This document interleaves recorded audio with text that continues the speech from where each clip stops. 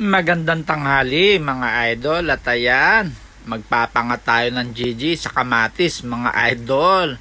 Kahit sobrang mahal ng kamatis mga idol, 180 ang kilo, mahal pa sa sibuyas mga idol. At ayan, sinalansan na natin yung ating GG mga idol.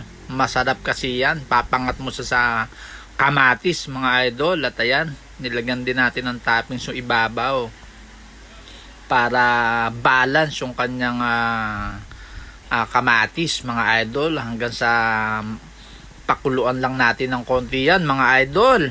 Ayan na, nilagyan natin ng asin mga idol syempre, at syempre lalagyan din natin ng magic sarap para sumarap, at konting betchin mga idol. At ayan, lagyan natin ng konting sabaw mga idol para yung lasa niya dyan lahat pupunta mga idol. At ayan na,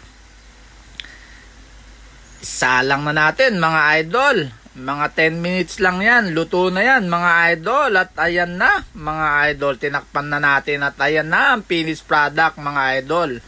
Maraming salamat sa pagtangkilik nyo sa aking vlog mga idol. Bye bye.